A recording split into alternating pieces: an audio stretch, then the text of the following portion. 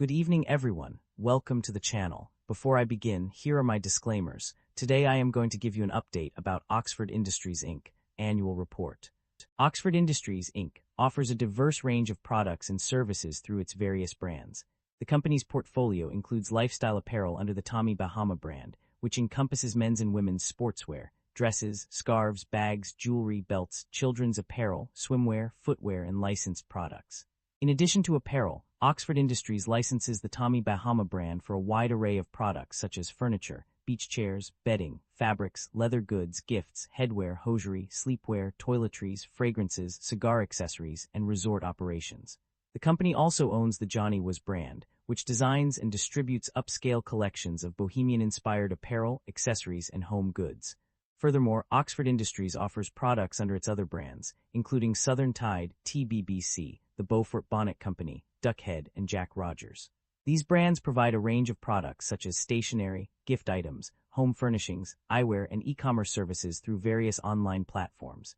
In terms of distribution channels, Oxford Industries sells its products through its own retail stores, department stores, specialty stores, multi-branded e-commerce retailers, off-price retailers, and other retailers.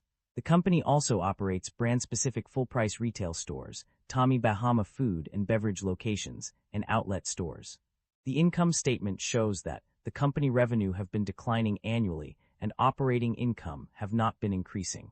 This shows that the business is under pressure with rising cost and its management is unable to expand the business. The primary drivers of revenue growth or decline for the company can be attributed to several key factors. Net sales are a significant driver, with fluctuations in consumer demand impacting overall revenue. Discretionary spending by consumers is also a major factor, influenced by macroeconomic conditions such as tariffs, trade policy uncertainty, and inflation. Consumer confidence and sentiment are also crucial drivers, affected by geopolitical tensions and global economic uncertainty. The company's promotional activity in the apparel industry to counteract lower consumer demand has been another key driver of revenue growth or decline. Additionally, changes in e-commerce sales and retail sales across different segments have contributed to fluctuations in revenue. The challenging macroeconomic environment has also had a significant impact on the company's financial performance, leading to moderation of forecasted revenue and operating income in future years. Furthermore, increased interest rates have resulted in higher discount rates used in impairment analyses, resulting in non-cash impairment charges. Overall, these factors have contributed to the company's revenue growth or decline. The net income of the company experienced a significant decline from $92,973 in fiscal 2024 to -$27,889 in fiscal 2025. This decrease can be attributed to several factors that negatively impacted profit margins. One major contributor was impairment charges, which totaled $59 million in fiscal 2025 due to issues with Johnny Was and Jack Rogers trademarks and asset groups. Elevated import tariffs and trade policy uncertainty also played a significant role in the decline of net income and profit margins. The company's underperforming retail stores further exacerbated this issue, leading to decreased net sales and operating results. As a result, profit margins suffered due to these external factors such as macroeconomic uncertainty, consumer confidence decline, promotional activity in the apparel industry, tariff rates on imported goods, trade and tax policy uncertainty, inflationary pressures, geopolitical tensions, and supply chain disruptions. The combination of these factors led to a substantial decrease in net income and a decline in profit margins.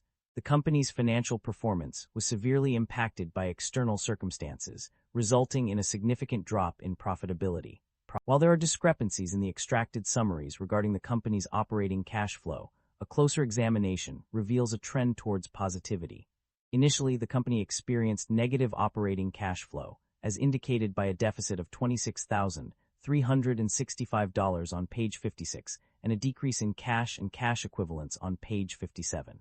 However, from page 59 onwards, the majority of the summaries suggest that the company is generating positive operating cash flow. The figures provided for fiscal 2025 consistently show an increase in operating cash flow, with amounts ranging from $119,646 to $2,660,000. These results indicate a significant improvement in the company's ability to generate cash from its operations. In conclusion, despite some initial negative indicators, the overall trend suggests that the company is indeed generating positive operating cash flow, particularly in fiscal 2025. This is a promising sign for the company's financial health and stability. The company's debt level has undergone a significant change over the past year. According to various reports, the debt level increased from $31 million in February 2025 to $116 million by January 31, 2026. This represents a substantial increase of $85 million, or approximately 275% growth. Similarly, interest expenses have also seen a notable rise. The company's interest expense has surged by 178.4%, with the amount increasing from $2,468 in fiscal 2024 to $6,870 in fiscal 2025. This significant jump in interest expenses is likely due to the increased debt level and higher borrowing costs. The data suggests that both debt levels and interest expenses have experienced substantial growth over the past year. While there may be some discrepancies in the numbers reported across different pages, it is clear that the company's financial obligations have become more burdensome. The performance of various regions and segments in the market has been mixed. On the negative side, Florida, the Southeast region, and the Middle East have all shown poor performance. These areas have struggled to meet expectations, with no notable successes to report. In contrast, some segments have performed exceptionally well. Tommy Bahama, for instance, has seen significant success, generating $186.7 million in revenue in 2023. Lilly Pulitzer also deserves mention, as it has not been mentioned as performing poorly and is likely a strong contender in the market. Management's outlook for the company is cautious due to a challenging macroeconomic environment. However, they remain committed to driving long-term operating margin expansion despite these challenges. To achieve this goal, the company will continue to invest in direct-to-consumer initiatives, distribution capabilities, and technology.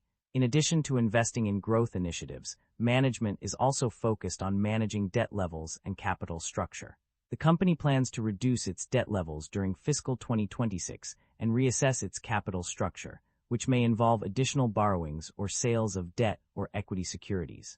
Management's strategy appears to be centered around driving long-term profitability while navigating the current challenging economic environment.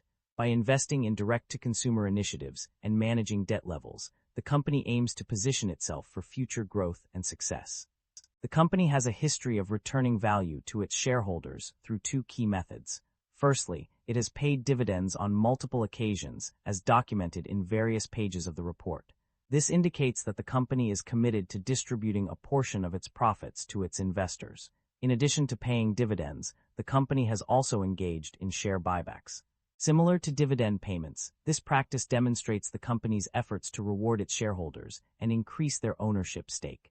By buying back shares, the company reduces the number of outstanding shares, which can lead to an increase in earnings per share and a more favorable valuation for existing shareholders. Overall, these actions suggest that the company is focused on creating value for its investors through both dividend payments and share buybacks. Concerns about inventory buildup and supply chain disruption are prevalent in today's business landscape. Global supply chain constraints, disruptions of transportation routes, and financial difficulties for business partners have created uncertainty and volatility. Page 2. The reliance on third-party producers in foreign countries has also contributed to these concerns. Pages 4-30. Ongoing geopolitical conflicts have exacerbated macroeconomic uncertainty, leading to increased energy and transportation costs, as well as heightened risk across international supply chains. Page 9. This has resulted in inventory buildup and supply chain disruption concerns. Pages 22-74. The potential for substantial loss of inventory, reduction in sales, higher costs, and longer lead times associated with distribution of products is a significant concern. Page 23. While these issues are industry-wide, they still pose a risk to businesses. Supply chain constraints may impact business operations, and potential issues with demand and supply can arise. Pages 31. The complexity of global shipping and distribution networks, combined with tariff rates and trade policy uncertainty, has created an environment ripe for disruptions. Page 74. That concludes the financial summary for Oxford Industries Inc. Feel free to comment below, and I will be happy to answer them when possible.